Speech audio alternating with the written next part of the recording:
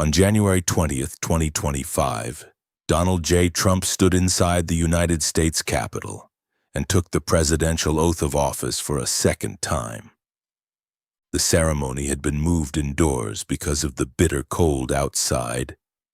Around him were lawmakers, former presidents, members of his family, and some of the most powerful executives in American business and technology. It was an extraordinary image. 4 years earlier, Trump had left Washington after losing an election he refused to concede. His supporters had stormed the Capitol. He had been impeached for a second time, removed from major social media platforms and written off by many political observers. Now he was standing in the same building as the 47th President of the United States. Trump had become only the second American president after Grover Cleveland to lose the White House and later return for a non-consecutive term. To his supporters, it was one of the greatest political comebacks in American history. To his critics, it was a warning that scandal, defeat, and even criminal conviction had failed to end his influence. But Donald Trump's story did not begin in politics. Long before the red hats, the rallies, and the presidential motorcades, he was already building a public character.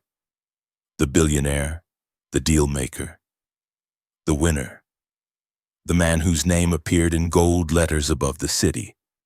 This is not simply the story of a businessman who became president.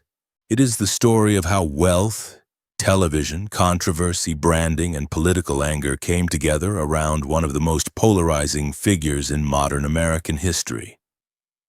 This is the story of Donald Trump. Donald John Trump was born on June 14, 1946, in Queens, New York. He was the fourth of 5 children born to Fred and Mary Trump. His mother, Mary Ann MacLeod Trump, had immigrated to the United States from Scotland. His father, Fred Trump, built thousands of apartments in Brooklyn and Queens and became wealthy during New York's rapid expansion in the middle of the 20th century. Donald did not grow up poor, and his rise was never a traditional rags-to-riches story. The Trump family lived comfortably in Jamaica Estates, an affluent neighborhood in Queens. Donald grew up with access to private education, family connections, and a successful real estate business waiting for the next generation. From an early age, however, he also appeared intensely competitive. At 13, after a series of disciplinary problems, his parents sent him to the New York Military Academy. The school emphasized uniforms, rank, physical training, and strict discipline. Trump later spoke positively about the experience, saying it taught him how to compete and how to operate within a hierarchy. The environment suited him. He rose to a student leadership position and learned something that would remain central to his personality. Winning was important, but being seen as a winner was just as important. After graduating, Trump attended Fordham University for 2 years before transferring to the Wharton School at the University of Pennsylvania.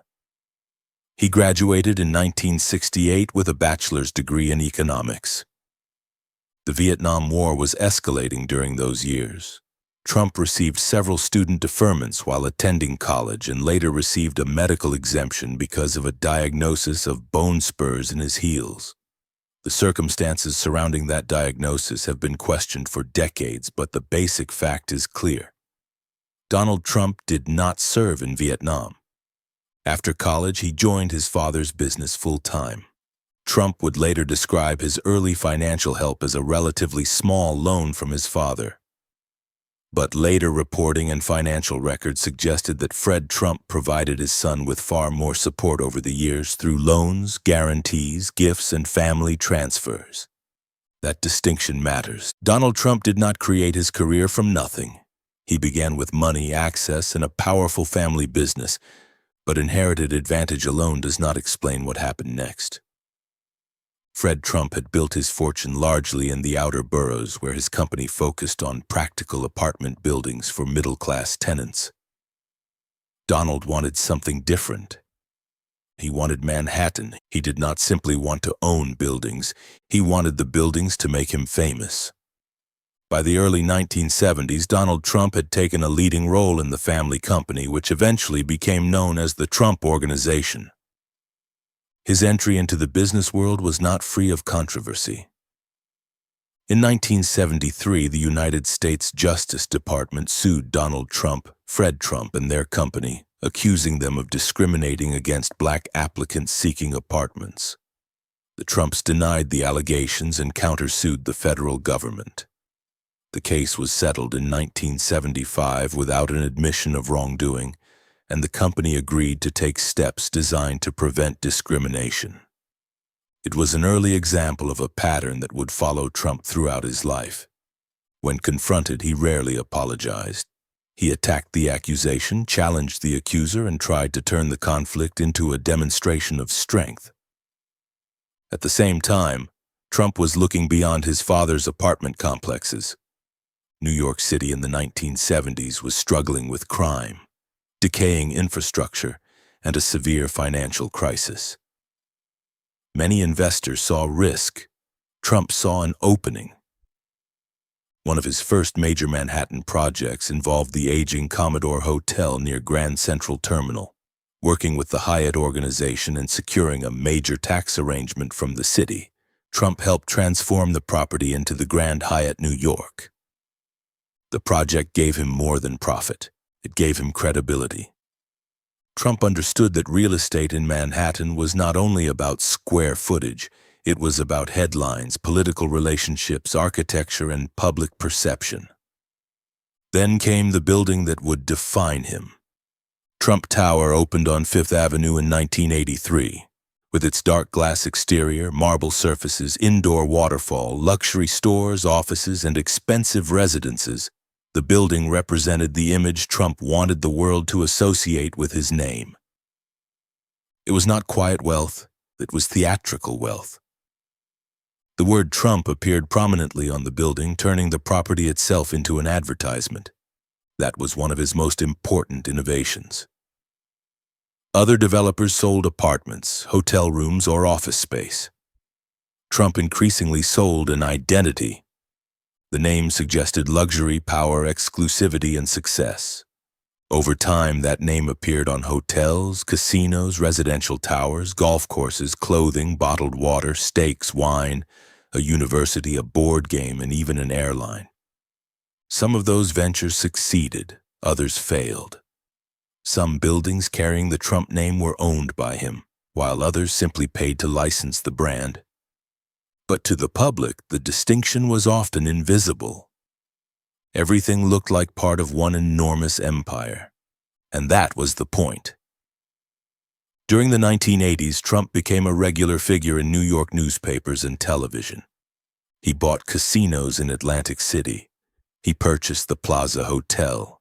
He acquired the Eastern Airlines shuttle and renamed it the Trump Shuttle. He owned the New Jersey Generals of the United States Football League. He appeared at boxing matches, celebrity events, and charity galas. He did not behave like a private real estate executive. He behaved like a star. Trump understood the New York tabloid culture of the era. The newspapers wanted conflict, romance, money, and larger-than-life personalities. He gave them all four. Reporters received tips about his deals, his relationships, and his supposed wealth. Trump was also linked to the use of names such as John Barron and John Miller when speaking to journalists about himself, and it was an unusual form of self-promotion, but it reflected the larger strategy. Donald Trump was not waiting for the media to define him. He was constantly feeding the media a version of himself. The reality behind the image was more complicated. Trump owned valuable properties and created a brand with genuine commercial power. He also took enormous financial risks, accumulated heavy debt, and launched businesses that collapsed. Companies connected to him entered Chapter 11 bankruptcy protection 6 times, mostly involving casinos and hotels. Trump himself did not file for personal bankruptcy, an important distinction he has often emphasized. Supporters viewed those restructurings as aggressive but legal use of American bankruptcy law. Critics saw them as evidence that the public image of flawless business success was misleading. Contractors and small businesses also filed lawsuits over unpaid bills. Trump and his companies argued in many cases that the work was incomplete or that the amounts were disputed. Still, the accusations became part of a broader pattern. The Trump brand often projected unlimited wealth even when the businesses behind it were under serious financial pressure. Tax information later reported by the press added another layer to the story. Records showed years of major reported business losses and extremely low federal income tax payments in some years, including the year he first won the presidency. Trump argued that he had followed the law and used deductions available to real estate developers. Again, the same event produced two completely different interpretations. To his supporters, Trump knew how to use the system better than the people criticizing him. To his critics, he had built a mythology of business genius while shifting risk and losses onto banks, investors, contractors, and taxpayers. Both sides were responding not only to a businessman but to a character. That character was becoming more famous than the balance sheets. Trump's personal life also became part of his public brand. In 1977, he married Ivana Zelničková, a model and athlete from Czechoslovakia. They had 3 children, Donald Jr., Ivanka, and Eric. Ivana played a visible role in the Trump business world, managing major properties and helping shape the family's glamorous public image. Their marriage ended after Trump's relationship with Marla Maples became a tabloid spectacle. Trump and Maples later married and had a daughter, Tiffany. That marriage also ended in divorce. In 2005, Trump married Slovenian-born model Melania Knaus. Their son Barron was born the following year. For decades, Trump's wealth, marriages, celebrity friendships, and relationships with women were treated as entertainment. But as he moved into politics, older stories received much more serious scrutiny. More than a dozen women publicly accused Trump of sexual misconduct. He denied the allegations and accused many of the women of lying or seeking publicity. One case produced a legal judgment. In 2023, a civil jury found Trump liable for sexually abusing and defaming writer E. Jean Carroll. A second jury later awarded Carroll additional damages for other defamatory statements. Trump continued to deny her account and challenged the verdicts. Trump's past connection to Jeffrey Epstein also attracted attention. The two men socialized in the 1990s and early 2000s and were photographed together. Trump later said they had fallen out years before Epstein's arrest. No criminal wrongdoing by Trump has been established in connection with Epstein's crimes. Another controversy involved adult film actress Stormy Daniels, who said she had a sexual encounter with Trump in 2006. Trump denied that the encounter occurred. Shortly before the 2016 election, Trump's former attorney Michael Cohen paid Daniels $130,000 in exchange for her silence. The payment itself became the center of a criminal case over how reimbursements were recorded in Trump's business records. In May 2024, a New York jury convicted Trump on 34 felony counts of falsifying business records. In January 2025, the judge imposed an unconditional discharge, meaning no jail time, probation, or fine. Trump appealed the conviction and continued to describe the prosecution as politically motivated. For almost any other American political figure, even one of these controversies might have ended a career. For Trump, controversy often created more attention, and attention had always been the fuel of his public life. By the beginning of the 2000s, Trump remained famous, but his business image had lost some of its shine. Then television changed everything. In 2004, producer Mark Burnett launched The Apprentice on NBC. The concept was simple. Contestants competed in business challenges for the opportunity to work for Trump. Each episode ended in a boardroom where Trump evaluated the losing team and dismissed one contestant with 2 words. "You're fired." The phrase became part of American popular culture, but the show did something much more important. It presented Donald Trump to millions of viewers as the ultimate American businessman. Decisive, wealthy, demanding, and always in control. The boardroom was polished, the helicopter was waiting. The buildings carried his name. Every episode reinforced the same message. Trump was the boss.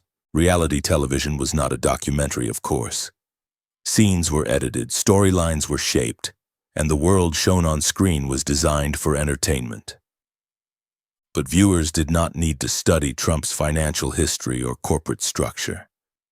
They saw the image every week in their living rooms. The show gave Trump something money alone could not buy: a national relationship with the audience. For years, Americans watched him judge winners and losers. That turned out to be excellent preparation for politics. Trump had considered running for president before. He briefly explored a campaign with the Reform Party during the 2000 election cycle. But the Apprentice transformed him from a famous New York developer into a national political possibility. He had mastered the central rule of modern media. A person who can control attention can often control the conversation. Trump's political rise did not begin with a detailed policy program. It began with an attack. During Barack Obama's presidency, Trump became one of the most prominent promoters of the false claim that Obama had not been born in the United States. Obama released his long-form birth certificate in 2011, confirming that he had been born in Hawaii. The claim was false, but it gave Trump a new political audience. It connected him with voters who distrusted Obama, the media, and the political establishment. On June 16, 2015, Trump descended the golden escalator inside Trump Tower and announced his campaign for president. At first, much of the political world treated the campaign as entertainment. Trump did not sound like a conventional candidate. He insulted rivals, attacked journalists, made sweeping promises, and ignored many of the unwritten rules of American politics. But he also understood frustrations that establishment candidates were struggling to address. Many Americans believed the country's leaders had allowed factories to close, borders to weaken, wars to continue, and powerful institutions to ignore ordinary people. Trump promised to fight those institutions. His slogan, "Make America Great Again," was simple and flexible. Supporters could attach their own meaning to it: economic strength, border security, cultural stability, military power, or national pride. Critics heard something different. They saw nostalgia for a past that had not been equally fair or safe for every American. Trump turned that disagreement into political energy. Every attack against him became proof in the eyes of many supporters that the system feared him. Every new controversy kept him at the center of television coverage. He defeated a large field of experienced Republican candidates and won the party's nomination. On November 8, 2016, Trump defeated Hillary Clinton in the Electoral College and became the 45th President of the United States. Clinton won more votes nationwide, but Trump won the states required to capture the presidency. It was one of the greatest political upsets in modern American history. The man who had played a billionaire boss on television was now sitting in the Oval Office. Trump's first term was defined by intense loyalty, intense opposition, and almost constant conflict. His administration signed a major tax cut law, reduced federal regulations, renegotiated the North American Trade Agreement, and appointed hundreds of federal judges, including 3 justices, to the Supreme Court. Before the COVID-19 pandemic, the unemployment rate fell to 3.5%, its lowest level in roughly half a century. Supporters pointed to the economy, conservative judges, energy production, and Trump's willingness to challenge China and other foreign governments. Critics argued that the tax cuts favored corporations and wealthier Americans, that deregulation weakened environmental and consumer protections, and that his trade wars created new costs for farmers and businesses. In foreign policy, Trump broke with several traditions. He recognized Jerusalem as Israel's capital, withdrew the United States from the Paris Climate Agreement, imposed tariffs on Chinese goods, and became the first sitting American president to meet a North Korean leader. His administration also helped broker normalization agreements between Israel and several Arab states and negotiated an agreement with the Taliban that set a timetable for the withdrawal of American forces from Afghanistan. The final withdrawal took place under President Joe Biden. Immigration became one of the most divisive issues of his presidency. Trump restricted entry from several predominantly Muslim countries, expanded immigration enforcement, built sections of border barrier, and pursued policies that led to the separation of migrant families at the southern border. Supporters said he was enforcing laws that previous administrations had ignored. Critics said he used immigrants as political targets and damaged America's humanitarian traditions. Then came COVID-19. The Trump administration supported Operation Warp Speed, which helped accelerate the development and distribution of vaccines. At the same time, Trump was heavily criticized for minimizing the danger of the virus, sending inconsistent public messages and turning health measures into political battles. The pandemic disrupted the economy and transformed the 2020 election. Trump was also impeached twice by the House of Representatives. The first impeachment involved his pressure on Ukraine while seeking investigations connected to Joe Biden. The Senate acquitted him. The second came after January 6, 2021. Trump lost the 2020 election to Biden but continued to claim that widespread fraud had stolen the result. Courts, election officials, and members of his own administration found no evidence that would have changed the outcome. On January 6th, a crowd of his supporters stormed the United States Capitol while Congress was certifying Biden's victory. Trump was impeached on a charge of incitement of insurrection.